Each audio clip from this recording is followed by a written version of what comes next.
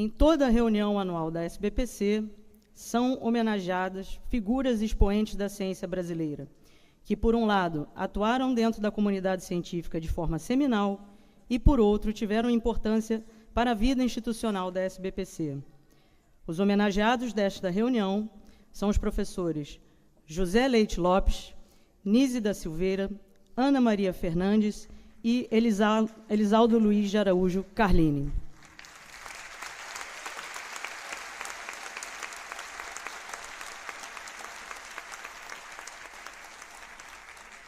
Para a homenagem ao professor José Leite Lopes, em seu centenário de nascimento, chamamos o presidente da SBPC, professor Ildeu de Castro Moreira.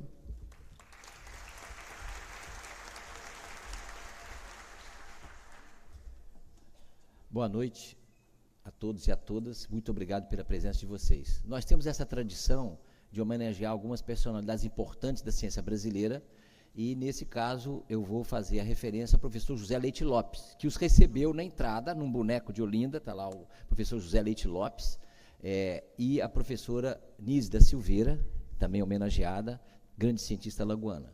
Então, eu vou mencionar rapidamente, a gente faz questão de expor, mesmo que rapidamente, em 5 minutos, uma vida tão variada, porque no Brasil a gente conhece pouco, às vezes os cientistas brasileiros são pouco conhecidos. Então, é importante que a gente fale sobre eles, para que a gente crie também uma tradição de valorizar que a ciência brasileira tem história.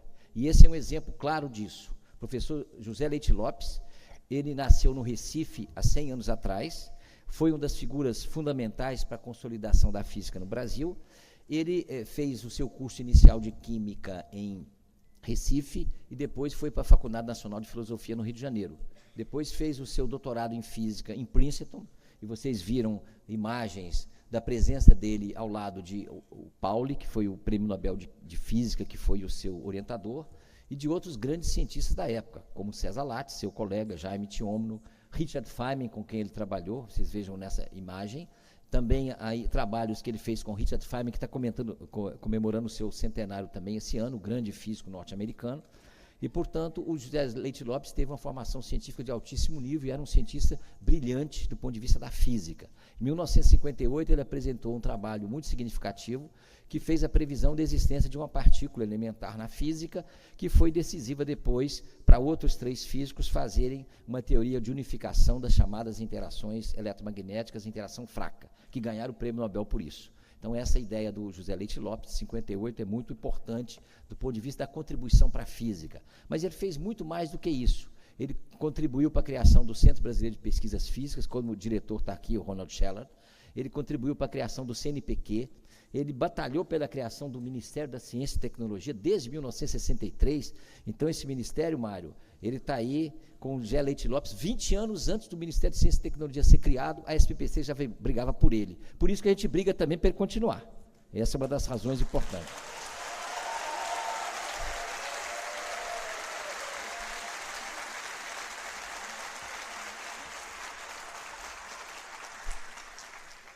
Mas tem o outro lado da história brasileira, que a ciência brasileira passou em vários momentos. E ele foi, pelas suas posições, por uma pessoa que tinha uma posição política clara, que tinha uma luta pela justiça social também, foi cassado, teve aposentado compulsoriamente pelo AI-5 em 1969, com dezenas de outros pesquisadores brasileiros, e foi para o exílio.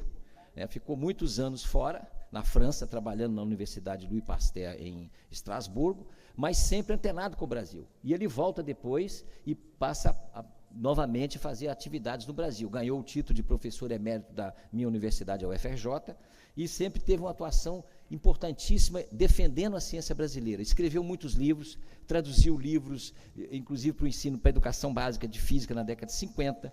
Ele fez vários livros sobre, de divulgação científica, fez vários livros sobre política científica brasileira. Ciência e Libertação é um livro clássico dele, na década de 60, 70, para colocar os marcos da ciência brasileira. Escreveu livros, Estrutura Quântica da Matéria, por exemplo, que é um livro muito bom para os jovens estudantes de física em particular, e teve uma atuação muito intensa. É uma pessoa que foi vice-presidente da SBPC, foi presidente de honra da SBPC, e, portanto, tem uma história, ganhou inúmeros prêmios, que eu não vou mencionar aqui, mas teve esse papel fundamental, era também um artista, né?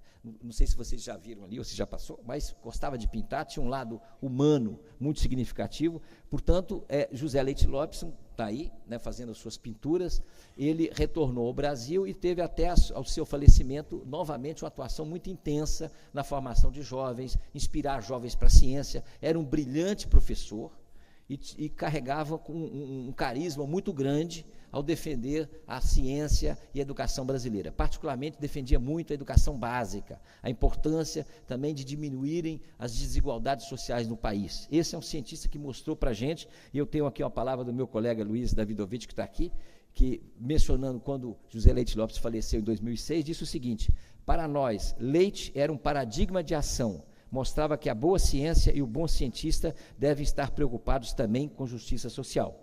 Esse é um ponto importante, né, Luiz, que você destacou quando do falecimento do Leite Lopes. Então, esse cientista brilhante que a gente homenageia hoje, ele se opunha de forma contundente a todas as formas de autoritarismo, a todas as formas de repressão, defendia extensivamente a liberdade de pesquisa e sempre manteve acesa essa chama de acreditar no Brasil, acreditar nos jovens, que nós podemos ter uma ciência de qualidade. Então, essa homenagem da SBPC no centenário de José Leite Lopes, a um grande cientista brasileiro, eu acho que nos orgulha a todos ter na SBPC, como membro da SBPC, o cientista José Leite Lopes. Muito obrigado.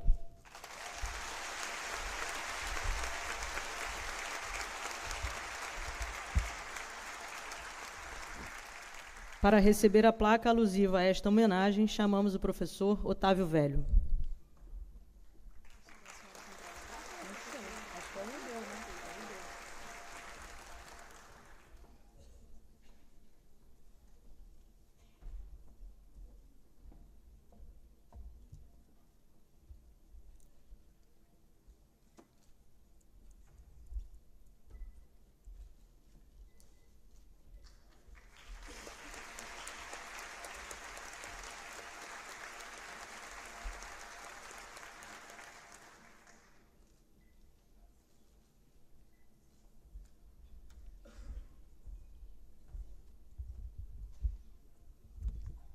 Bom, vocês devem estar se perguntando por que eu estou recebendo esta bela homenagem em nome do professor Leite Lopes.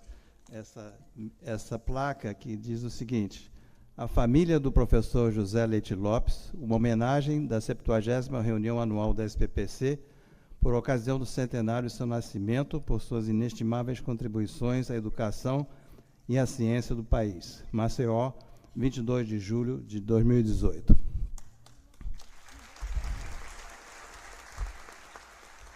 Eu queria dizer que o nosso querido amigo e colega antropólogo José Sérgio Leite Lopes, na impossibilidade de estar presente aqui, pediu que eu e o professor Alfredo Wagner Berno de Almeida representássemos a família no recebimento desta medalha.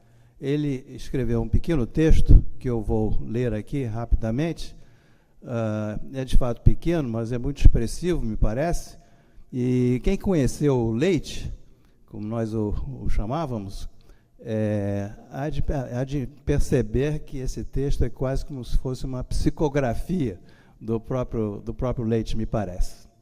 Diz assim: agradeço em nome de meu pai, de seus 3 filhos, 4 netos, 4 bisnetos e noras, essa homenagem da SBPC, Sociedade Representativa da Ciência Brasileira, pela qual ele dedicou sua vida. Se ele estivesse aqui, estaria animado com as novas caras e cores que foram ingressando nas salas de aula e laboratórios de pesquisa das universidades ao longo dos últimos anos. Mas protestaria contra a atual e repentina destruição do sistema científico e educacional público, que levou décadas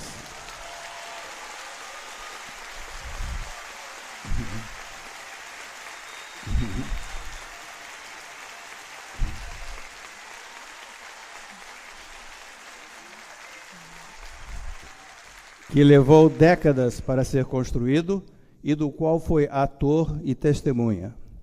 Protestaria de forma veemente e irreverente contra uma nova ditadura que se evidencia.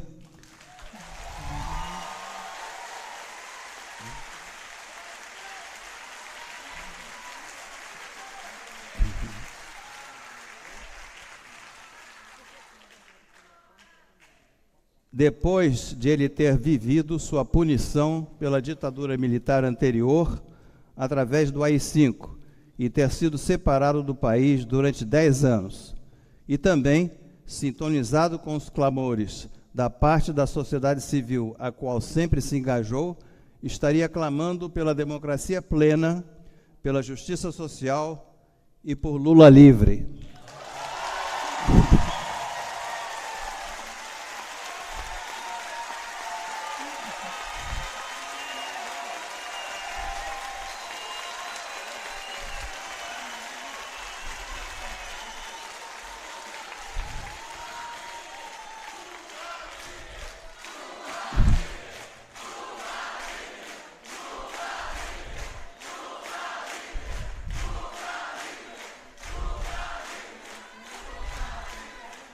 Longa vida à SBPC.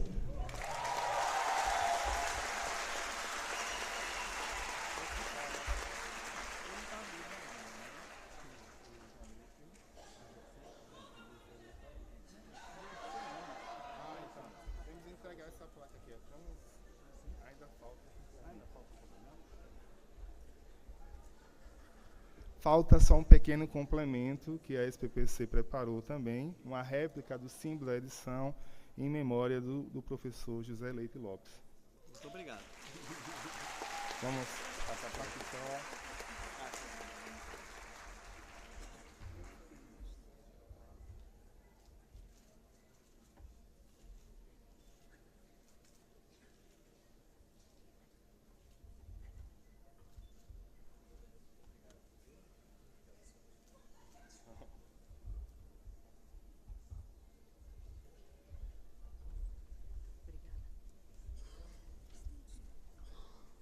Para fazer a homenagem a Nise da Silveira, chamamos a sanitarista e especialista em saúde pública, Maria José Castro de Almeida Lins.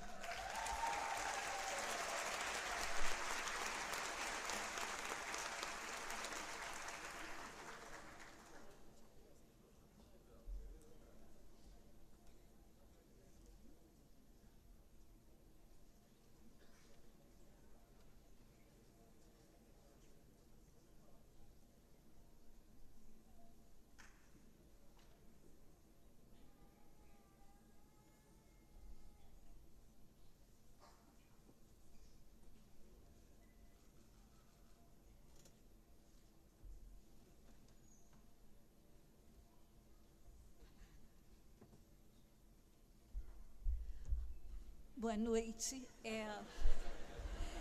Realmente, a Nise também era assim pequenininha que nem eu. É um prazer imenso estar aqui e é uma alegria e uma honra homenagear a Nise da Silveira.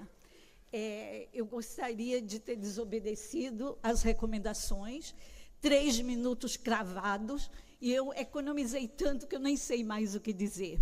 Mas falar de Nise é fácil.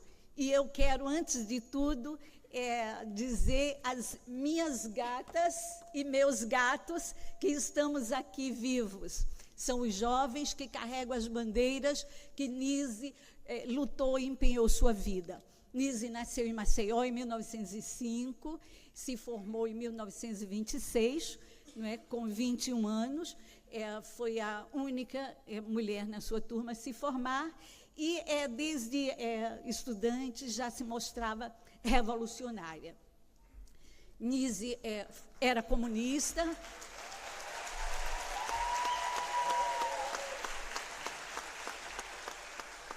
Militou no Partido Comunista, era uma libertária por natureza e é uma das maiores cientistas do século XX. Seu trabalho com loucos, pessoas vamos dizer, consideradas de uma casta inferior, seu trabalho com artes, com terapia ocupacional, faz, às vezes, parecer que é uma cientista menor, mas é uma cientista extraordinária. e com uma grande... Teve 10 livros, editou 10 livros, mas sua grande militância era no trabalho. Eu considero o trabalho da Nise com os loucos como Pinel, no século XVIII, que consegue que se tirem as correntes dos alienados. Nise faz isso quando... vocês conhecem a história, ela, graças a Deus, há pouco tempo que ela nos deixou, de modo que a história dela está muito viva. Temos um filme, temos uma peça de teatro fantástica, Nise, Senhora das Imagens, e temos muitos documentários. Bom, o trabalho de Nise, então, que se recusa a fazer a psiquiatria tradicional, exatamente quando estava na moda os tratamentos de choque, que ela achava cruéis e violentos. Então, ela vai trabalhar na terapia ocupacional, que era entendida como fazer trabalhos de serviçais, trabalho de limpeza, e ela introduz realmente a terapia ocupacional com arte, com pintura, com trabalhos manuais, quando... para permitir que aquelas pessoas que estavam ali internadas se expressassem. Ela era uma profunda conhecedora de Freud e também de Bachelard, de Spinoza, né?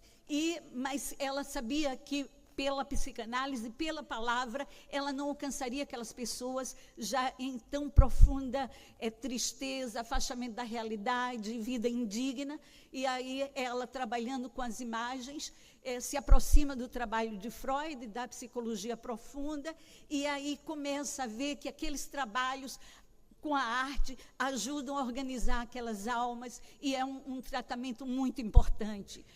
Acaba mandando algumas dessas imagens para Jung, e que ele ajuda, ela diz, depois de Jung é que ela organiza melhor o conhecimento sobre aquilo, mas já estava profundamente estudado quando ela observa o poder, inclusive, reorganizador das mandalas. Bom, essa parte de Nise vocês conhecem, resulta no Museu das Imagens do Inconsciente.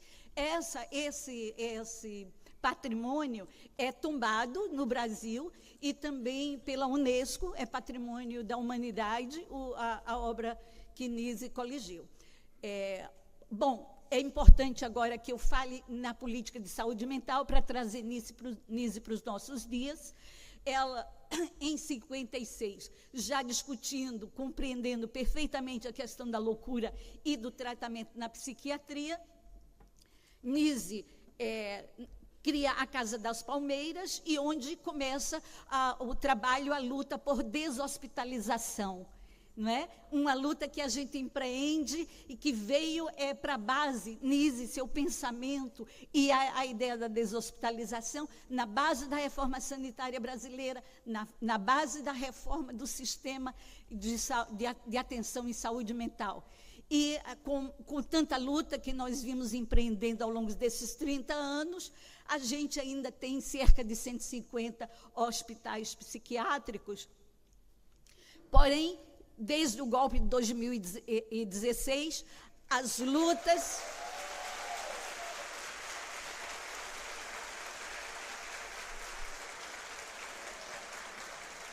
A luta precisa se fortalecer, porque, é claro, um nicho que dá tanto dinheiro com internação não podia ficar livre das garras desse golpe, e vem e faz um desmonte enorme da política de saúde mental e a destruição também de seus programas, com um forte hospitalização e com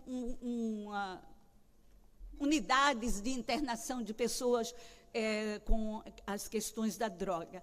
O retrocesso é enorme, o retrocesso que empenhou a vida de gerações, onde se empenhou a vida de gerações, e por isso é tão importante a presença de Nise, seu pensamento e de toda a reforma sanitária brasileira. E eu quero também lembrar uma figura que a gente fala pouco, o companheiro de Nise, Mário Magalhães da Silveira, também alagoano, e um grande sanitarista, um grande pensador, que estava na base do projeto da reforma sanitária que nós encampamos. E é pouco conhecido aqui, mas o Rio de Janeiro conhece muito bem. com relação aos trabalhos que a gente precisa empreender na defesa da saúde pública, NISE é uma bandeira, NISE é um norte, e a gente chama a todos para, com ela, lembrar que é preciso imaginação, é preciso coragem, garra e sonho para poder fazer as mudanças por um outro mundo. Viva Nise da Silveira, Lula livre, Lula livre, Lula livre.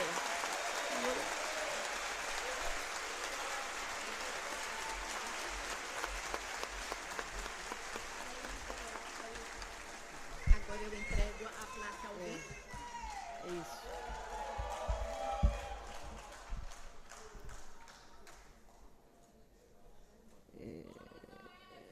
Cadê a placa? Cadê a placa, gente? Cadê a placa? Não tem. Hã? É ele que vai receber. Falta a placa. Chamamos para receber a homenagem o primo de Nise da Silveira, Luciano Carvalho de Queiroz.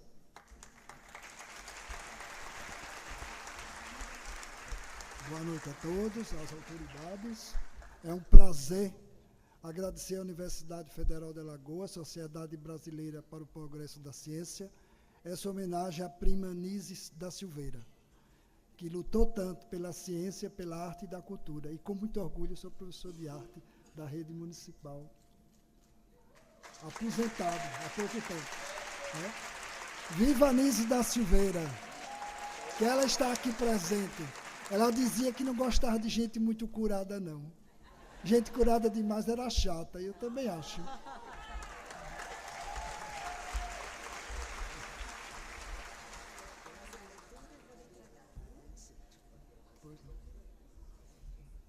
Maria José, nossa querida sanitarista, vou aqui entregar essa lembrança da SBPC.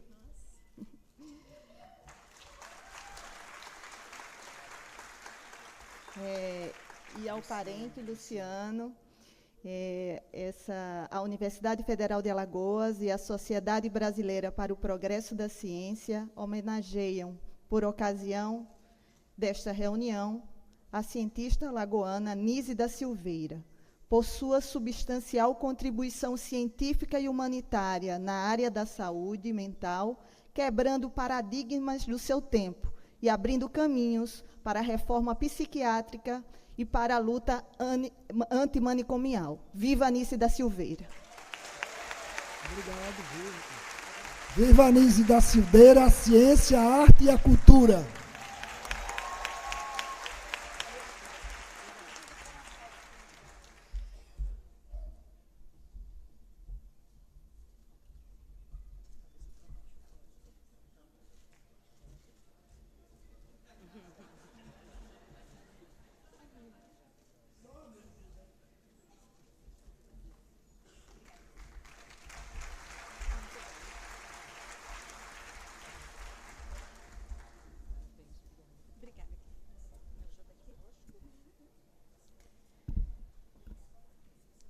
Para fazer a homenagem a Ana Maria Fernandes, chamamos a conselheira da SBPC, a professora Fernanda Sobral.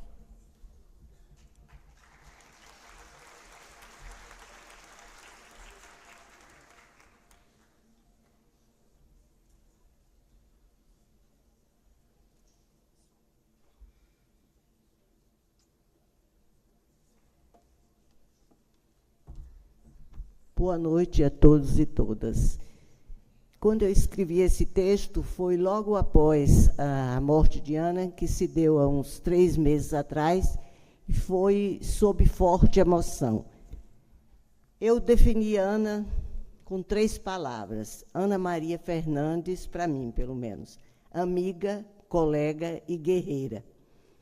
Conheci Ana quando cheguei a Brasília, ao UNB, em 1972, para fazer o mestrado em Sociologia. Estudávamos juntas, eu, ela e Regina Bruno, que é professora hoje em dia da UFRJ. Ela, já com uma filha bebê, que não pôde estar aqui, Carla, e eu e Regina, ainda sem essas responsabilidades, mas com muito estudo pela frente. Desde essa ocasião, nunca mais nos separamos na vida acadêmica, com exceção do período em que ela esteve em Oxford e eu em Paris.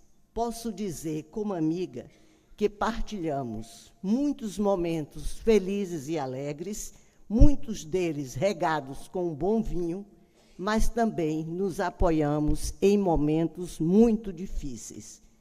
Como colega, gostaria de ressaltar que Ana foi uma construtora, acho que foi o maior legado de Ana, construtora de instituições, seja o Departamento de Sociologia da UNB e seu programa de pós-graduação, que atualmente é nota 7, seja o Decanato de Pesquisa e Pós-Graduação, quando foi decana de 1997 a 2002, tendo, em 2001, atuado também como reitor em exercício na gestão do reitor Lauro Mori. Também ajudou na construção do CEPAC, que é o Centro de Pesquisa e Pós-Graduação sobre as Américas, e que hoje em dia é o ELA, Estudos Latino-Americanos. A diretoria da editora da UNB foi a sua última missão, tão bem realizada no período de 2015 a 2017. Em seus últimos anos, atuava como pesquisadora sênior sobre temas como educação, desenvolvimento científico e tecnológico, pesquisa e inovação. Na Sociedade Brasileira de Sociologia, foi sua vice-presidente nas duas gestões de Tom Dower, entre 2006 e 2007, e participou também da diretoria da Ampox, dando a sua grande contribuição à institucionalização das ciências sociais brasileiras. Essas instituições cresceram, mas, como sempre afirmo, as instituições precisam de líderes para surgir e se consolidar. Depois, elas vão em frente, dando seus próprios passos com as novas gerações.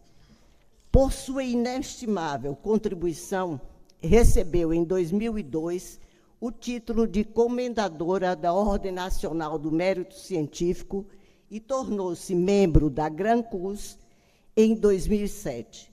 Seu estudo sobre a comunidade científica, a SBPC e o Estado brasileiro foi agraciado, em 1988, com o prêmio de melhor tese de doutorado da ANPOX, que é a Associação Nacional de Pós-Graduação e Pesquisa em Ciências Sociais.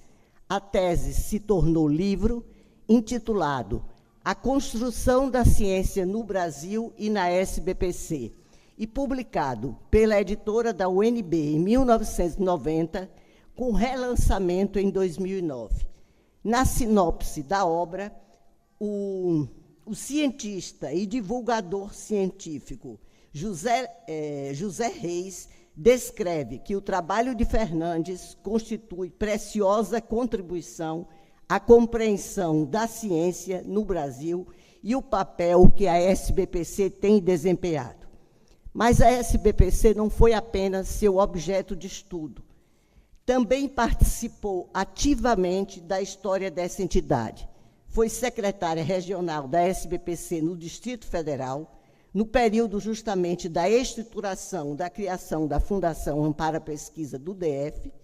Entre 2001 e 2003, foi vice-presidente da SBPC, durante a gestão da presidente Glacy Zancan, e, de 2003 a 2005, foi secretária na gestão do presidente Enio Candotti. Nos últimos meses, foi membro ainda da comissão dos 70 anos da SBPC, que comemora essa data junto com a sua querida associada. Ela chegou, inclusive, ainda aí a uma reunião em São Paulo dessa comissão que estaria programando os 70 anos da SBPC. E Ana, junto com essa entidade, completaria 70 anos justamente agora, no dia 18 de julho. A SBPC em 8 de julho e ela no dia 18 de julho. Acompanhei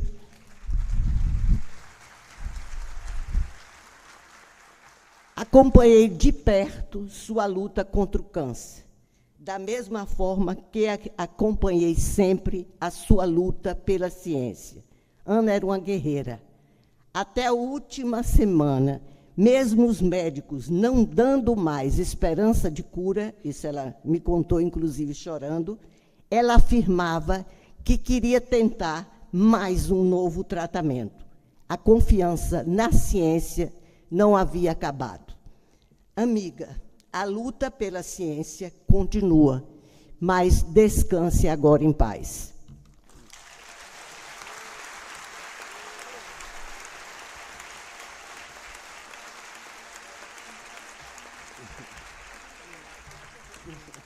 Para receber a homenagem, convidamos a conselheira da SBPC, Laila Espíndola.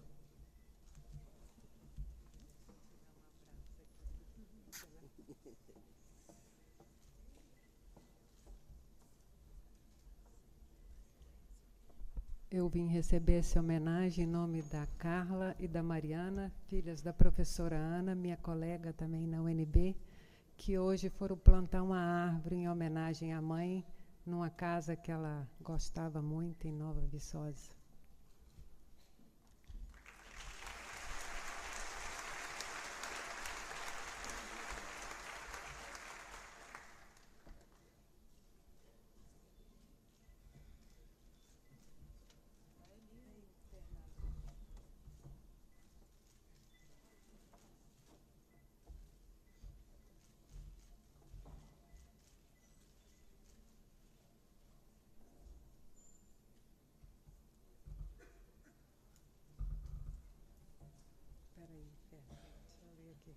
A família da professora Ana Maria Fernandes, uma homenagem da 70ª reunião anual da SPBC, por seu relevante trabalho sobre a história da SPBC e sua inestimável contribuição à educação e à ciência em nosso país.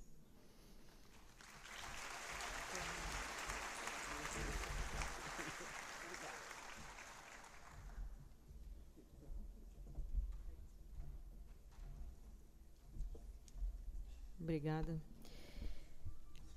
Chamamos para fazer homenagem a Elisaldo Luiz de Araújo Carlini, aqui presente. Chamamos a presidente de honra da SBPC, a professora Helena Bonciani Nader.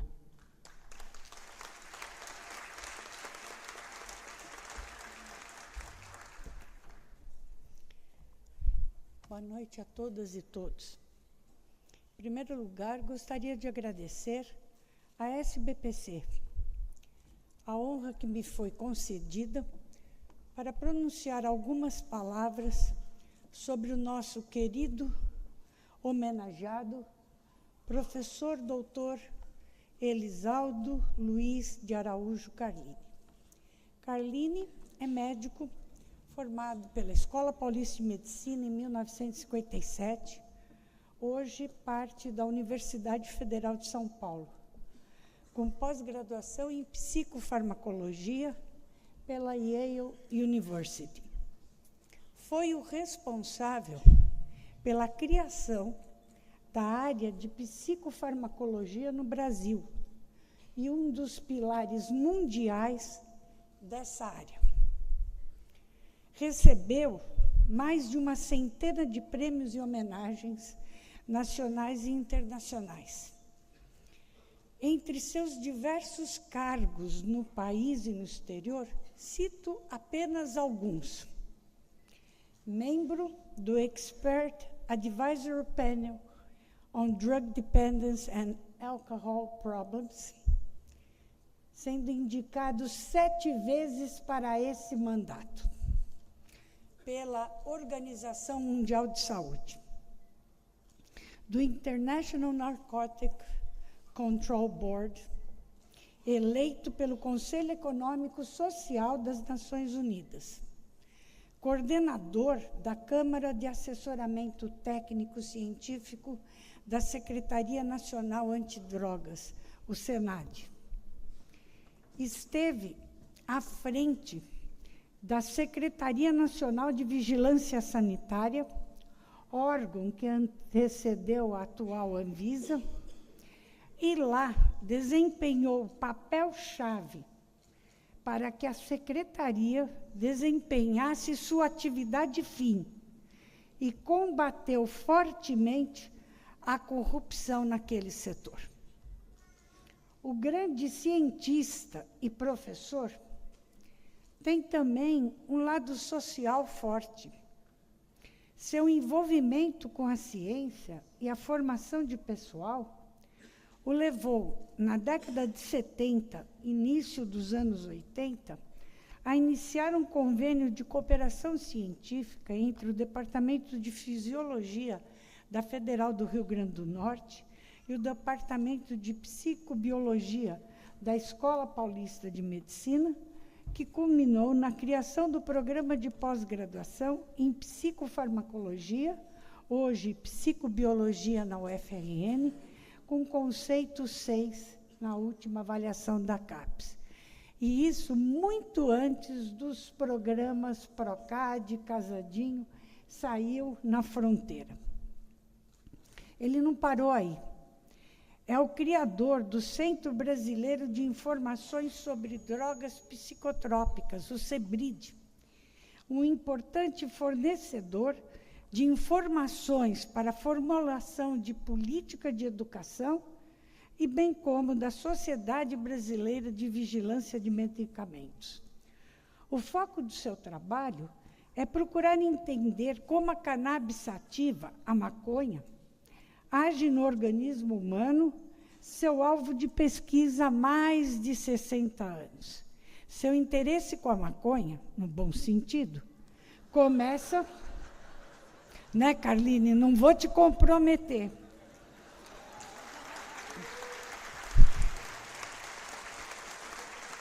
Seu interesse com a maconha começa com seu professor e orientador de iniciação científica, José Ribeiro do Vale, na década de 50, lá na Escola Paulista de Medicina. Seus trabalhos formaram a base para o desenvolvimento no exterior de medicamentos à base de cannabis sativa, que são utilizados em vários países do mundo para tratamento de vários tipos de dores, para alguns tipos de epilepsia, para a causa de náusea e vômitos em pacientes com tumores, com caquexia, e vai por aí afora. Eu acredito que o sonho de Carline seria poder ver no Brasil, na primeira página de todos os jornais, maconha e canabidiol, finalmente medicamentos.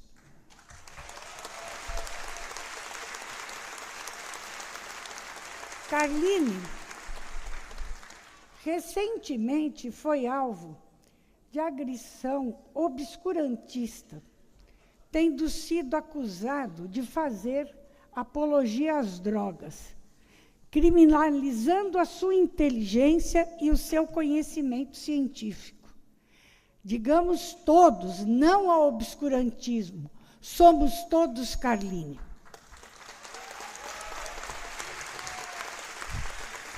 No entanto, também tenho que enfatizar que suas lutas vão muito além dos trabalhos com a maconha, canabidiol, delta-9, THC. Carline é a pessoa mais perseverante que eu conheço na luta pela introdução de fitoterápicos nacionais com bases em dados científicos. Pasmem, amigos, até hoje não temos nenhum fitoterápico aprovado pela Anvisa nacional. Todos são de plantas importadas, todos, sem exceção. E não é por falta de conhecimento. Tem mais um aspecto que dá tristeza. Todos os trabalhos dele foram publicados, não conseguiu a patente. A planta se chama Maitenus ilicifolia, espinheira santa. Os japoneses brilhantemente sabem ler muito bem qualquer língua, patentearam, e na patente eles dizem: planta utilizada no folclore brasileiro para o tratamento de úlcera. Temos que reverter esse quadro. Estou caminhando para o fim. Sua vida pessoal se mistura com sua vida acadêmica. Casado com Solange, professora e excelente pesquisadora, amiga e incrível companheira. Tem 6 filhos, Célia, que está aqui presente, a Solange também está ali, Bia, Álvaro, Jaque também aqui, e Michele ou Mimi. 5 netos, Fernando, Yara, Duda, Pedro e Felipe. 2 bisnetos, Helena e Otávio. Seu genro, Jorge Guimarães, também está aqui. Tem também um outro longo casamento, iniciado ainda na década de 50, desculpa, Solange, com a nossa Escola Paulista de Medicina. Casamento eterno, eu diria. O trabalho do professor Carlini vai muito além do pesquisador e professor universitário, sempre na busca do conhecimento novo, mas nunca deixando de lado o engajamento social, a audácia e a dedicação. Sua vida tem sido dedicada à universidade pública de qualidade, inclusiva e democrática. E para encerrar, eu vou ler um poema de Manuel de Barros, intitulado O Menino que Carregava Água na Peneira, que eu acredito defina muito bem o nosso homenageado, já que eu não consigo ter palavras à altura da vida acadêmica científica de Carlini. Tem um livro sobre águas e meninos. Gostei mais de um menino que carregava água na peneira. A mãe disse que carregar água na peneira era o mesmo que roubar um vento e sair correndo com ele para mostrar aos irmãos. A mãe disse que era o mesmo que catar espinhos na água, o mesmo que criar peixes nos bolsos. O menino era ligado em despropósitos. Quis montar os alicerces de uma casa sobre orvalhos. A mãe reparou que o menino gostava mais do vazio do que do cheio. Falava que vazios são maiores e são infinitos. Com o tempo, aquele menino, que era cismado e esquisito, porque gostava de carregar água na peneira, com o tempo, descobriu que escrever seria o mesmo que carregar água na peneira. No escrever, o menino viu que era capaz de ser noviça, monge ou mendigo ao mesmo tempo. O menino aprendeu a usar as palavras, viu que podia fazer peraltagens com as palavras e começou a fazer peraltagens. Foi capaz de interromper o voo de um pássaro, botando ponto final na frase.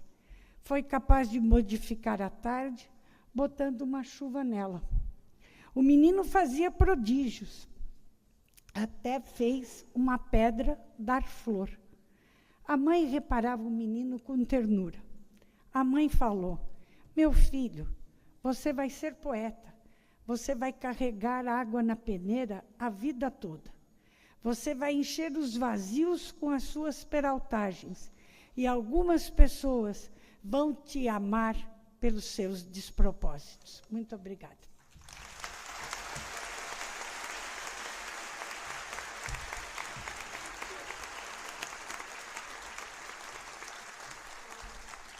Chamamos o homenageado, o professor Elisaldo Carlini.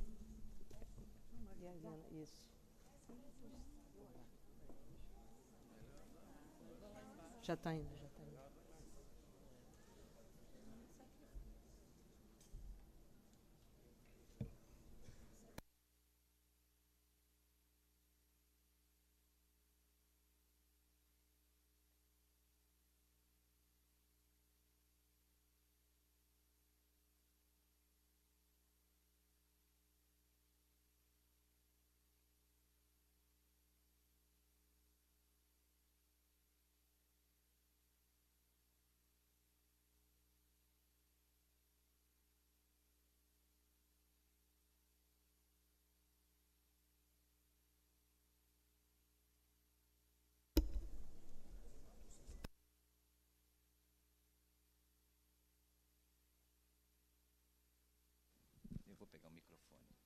Alô, alô? Bom, a placa que eu acabo de receber, para minha honra e emoção, diz o seguinte: a Sociedade Brasileira para o Progresso da Ciência, SBPC, em seus 70 anos, na sua 70ª reunião anual, homenageia o professor Elisaldo Luiz de Araújo Carlini por seus inestimáveis contribuições à educação e à ciência em nosso país. E coloca a data de hoje, Maceió, e 22 de julho, e museu. O que está escrito aqui? Presidente da SBC, é isso. Ah, desculpe. Presidente da SBPC. Eu quero dizer para vocês que está com um problema de câncer que me está trazendo paralisia. Eu perdi a visão, perdi esse olho, mas eu não paro, não. Eu continuo trabalhando ativamente. Muito obrigado. Vou entregar para a sua filha.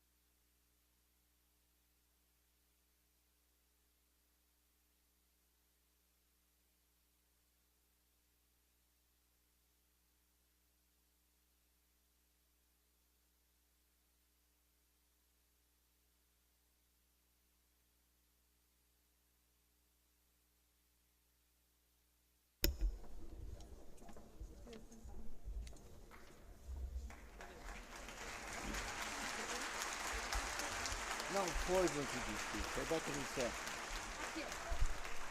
Posso falar aqui? Talvez eu consiga falar daqui a 5 minutos só. Então, eu vou tentar falar de pé, que as palavras fluem com mais facilidade, né?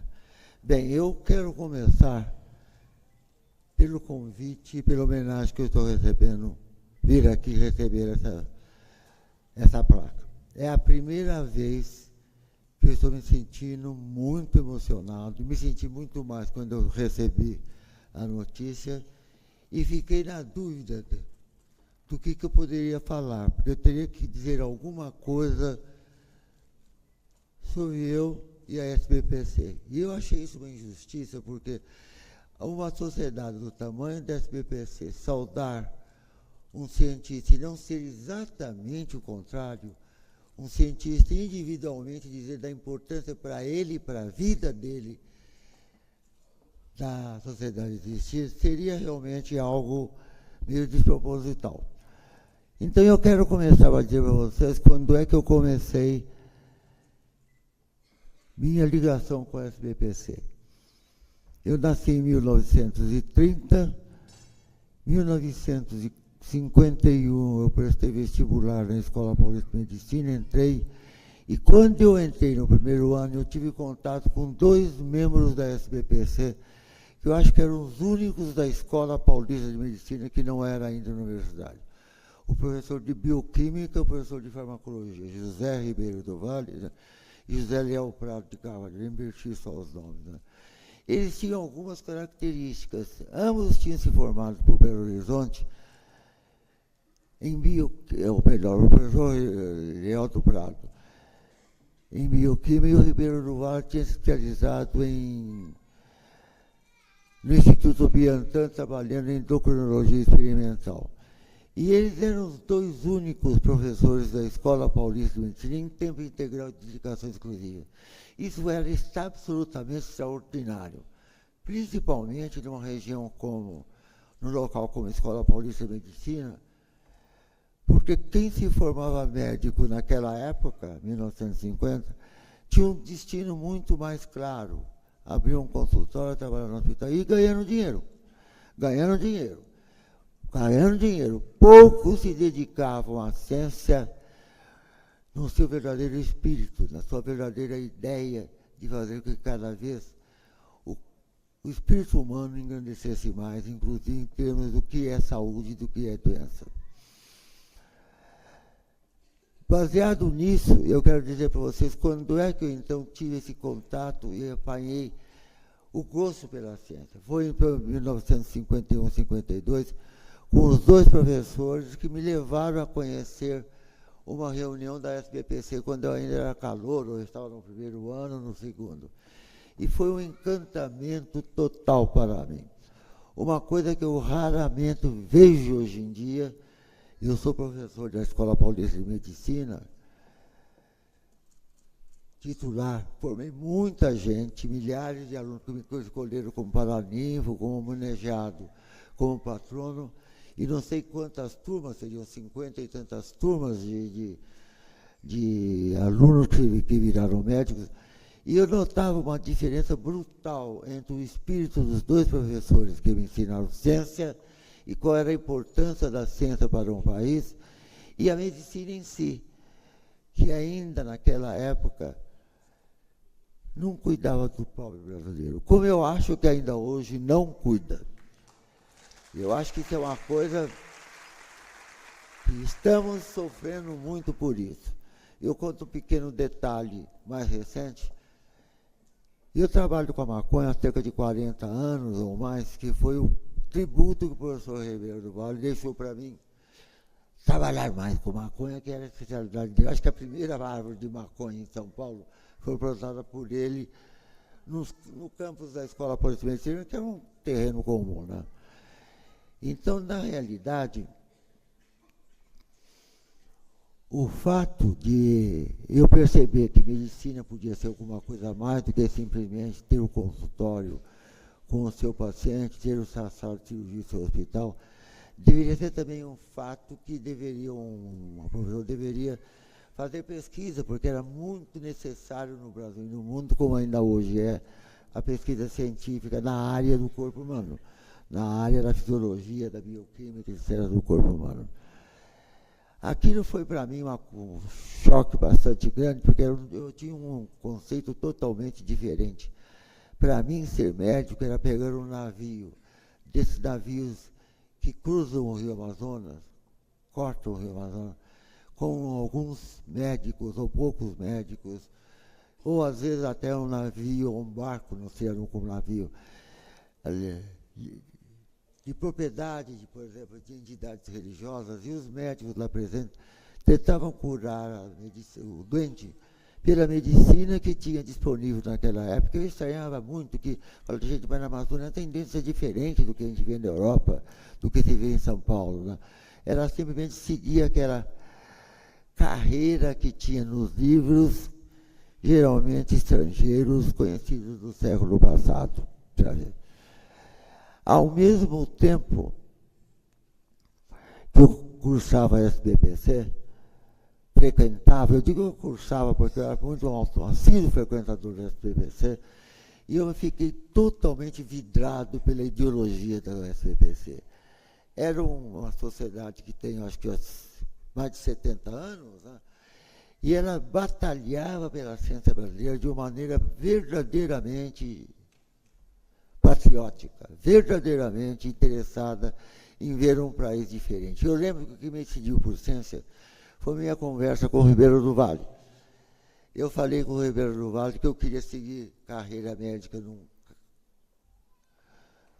num barco correndo na Amazônia. Ele falou, tudo bem, mas por que você quer? Eu falei, porque minha vontade é realmente servir com a minha profissão outras pessoas.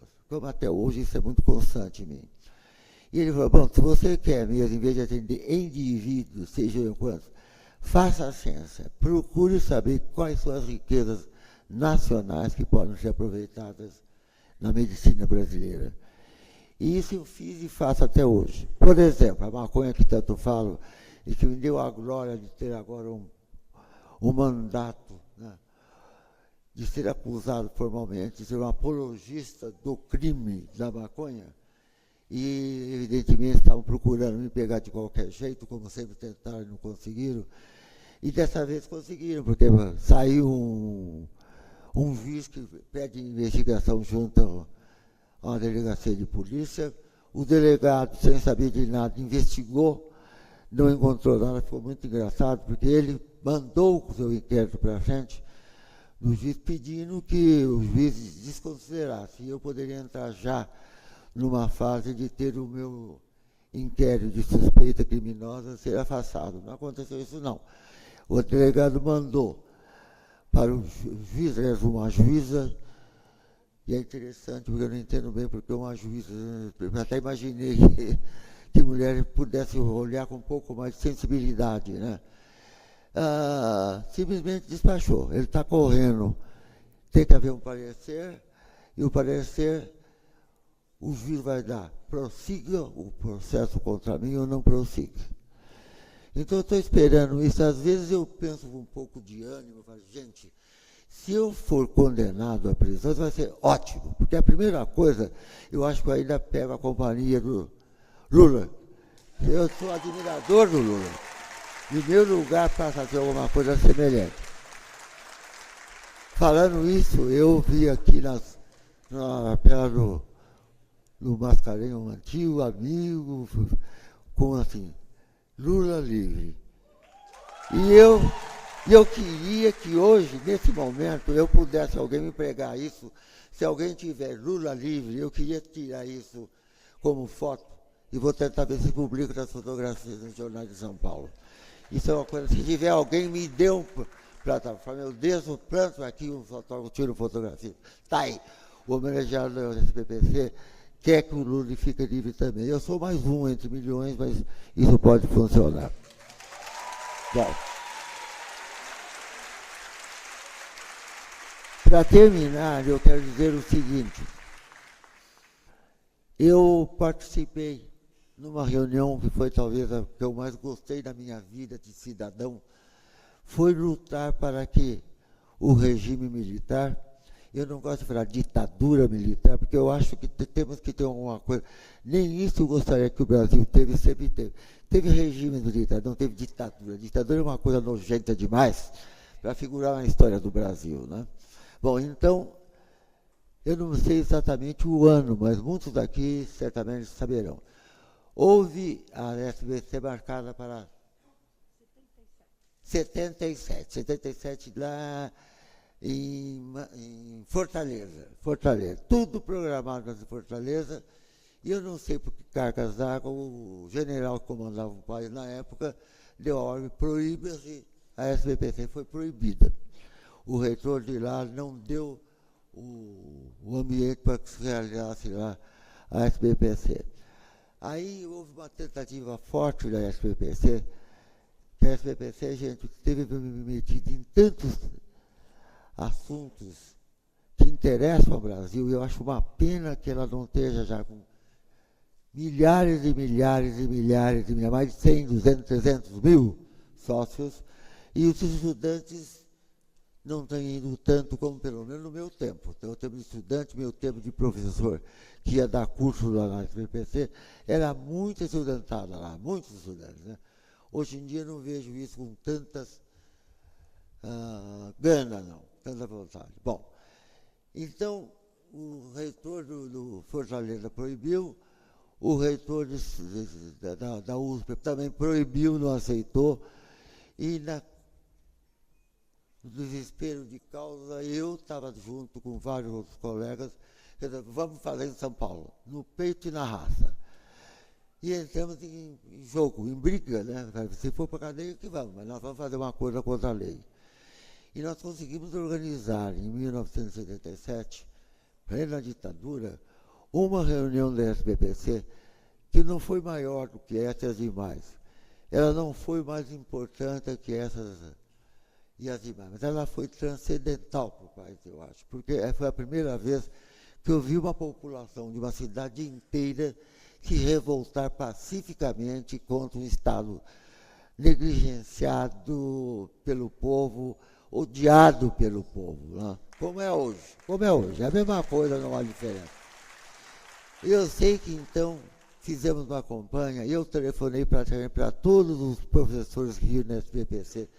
Eu tinha 30 e poucos anos, né? 37 anos na ocasião, mas eu consegui me reunir com praticamente todos, lutei para burro para arrumar dinheiro. Tive um aluno precioso, o Sérgio Tufik, que ele topou fazer um filme, topou arrumar dinheiro.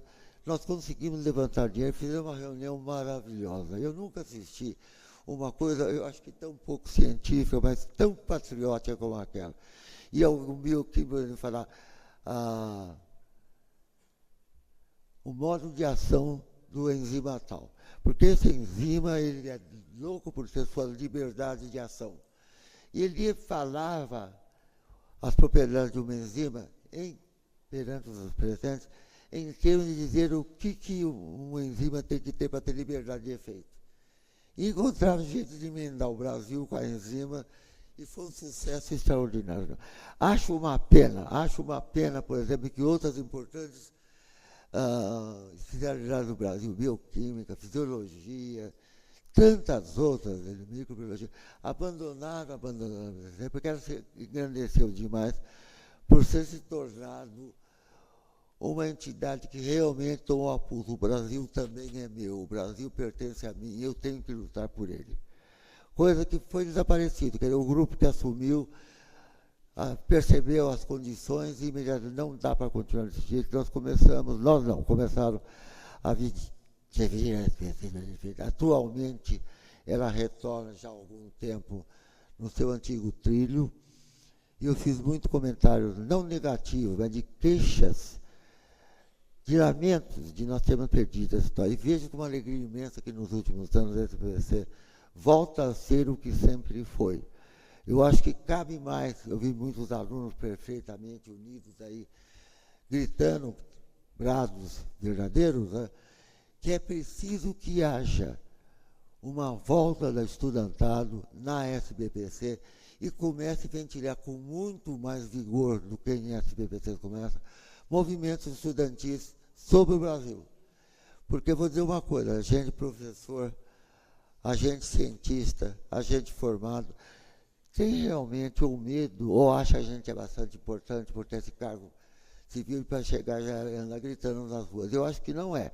Vocês viram a foto minha da CUT, né? Eu não sou da CUT, não. Eu sou um cientista, eu não sou um operário da ciência, eu sou cientista. Eu faço questão de dizer isso muito claro. Mas eu fui numa passeata, como não deixei de ir nenhuma passeata, como brasileiro, nenhuma passeata política, eu fui numa passeata da CUT no ano passado. E vocês não repararam na gola da minha camisa, ela era de cor verde. E eu fui muito mal encarado pelos membros da CUT e outros membros. Mas, cara, isso é do PSDB, você vem aqui para ofender o... Eu falei, não é. Eu falei, mas então me arruma a camisa vermelha. Onde é que eu ia arrumar a camisa? Me pendurava. Aquele negócio da CUT, que eu fiquei muito feliz. Velho. É isso que eu tenho a dizer. Eu só quero dizer que eu ainda pretendo continuar. Eu tenho 90 anos, faltam 1 ano e 10 meses para chegar aos 90, mas eu não estou cansado de jeito nenhum. Eu ando cansado de corpo e a cabeça anda uma fera com o corpo, porque esse corpo está meio... Eu não ando mais, eu tenho vontade de passar, às vezes, a estudar até mais tarde, não consigo mais. Então, essa parte física me cansa, as pernas me doem, o coração me encanta, no entanto, e ama o que eu tenho feito. E é isso que falo com meus 90 anos quase, já, eu acho que nunca é tempo da gente descansar quando abraça uma carreira como ciência, vê uma entidade como a SBPC, e ver um país como o nosso, que precisa como nós de nunca. Por exemplo, quantos negros eu vejo aqui assistindo uma conferência dessa. Quantos negros eu tenho ensinado e mulatos? Numa população que tem 58% de pretos e mulatos, parece que agora 5% dessa população negra chega a essa altura. Isso está errado da nossa universidade, de vocês inclusive. Eu costumo dizer muito claramente que a universidade brasileira não é uma universidade, é um acampamento, onde políticos interessados ocupam o poder e exploram esse governo. Nós temos que conquistar a nossa soberania como país, o dia que a universidade brasileira deixar de ser esse acampamento ocupado por uma carga de pessoas que nós conhecemos até hoje e que nós não desejamos, evidentemente, estar no poder. Muito obrigado pela atenção.